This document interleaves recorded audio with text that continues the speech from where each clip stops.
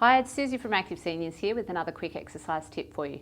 Now for today's tip, we're going to be talking about an exercise to try and get some strength and some activation through the muscles in the side of the hip if you have had any problems such as bursitis of the hip or if you've had any tendinopathies.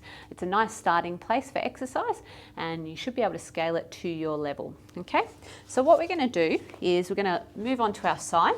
Now for a lot of people it is uncomfortable to go directly onto the affected side. Luckily, this exercise involves the affected side up. So my left hip in this instance would be the one that was irritable. Okay, so I'm going to lie on my side, make sure that I'm nice and comfortable with my upper body. So you might need a pillow for support. Okay, but what I want you to make sure you've got is a pillow to go between the knees. Okay, that will start you off in a nicer position.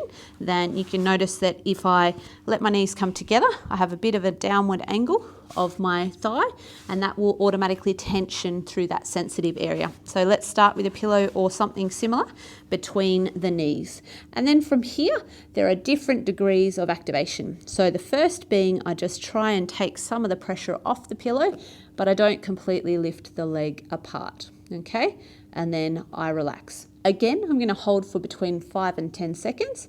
I'm going to make sure that I'm not holding my breath throughout the exercise, and I'm going to repeat it between 3 and 5 times. Okay. Now, if that's a little bit easier for you, you can actually just go into a complete lift away from the pillow, not bringing the leg up too high, but just trying to hold it there again for between 5 and 10 seconds. And you should make sure those hips are stacked one on top of the other if you can comfortably get into that position.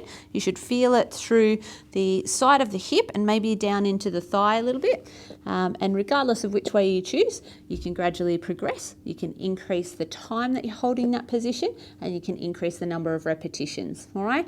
But always, it's really important to monitor the amount of pain and discomfort that you get the day after you do an exercise. So if you do this exercise and you find the next day that your pain substantially elevates, then it's probably a good idea to scale it back a little bit, take it a little bit easier on that day. I hope you've enjoyed today's tip. Stay safe, stay active, and we'll see you soon for another exercise tip.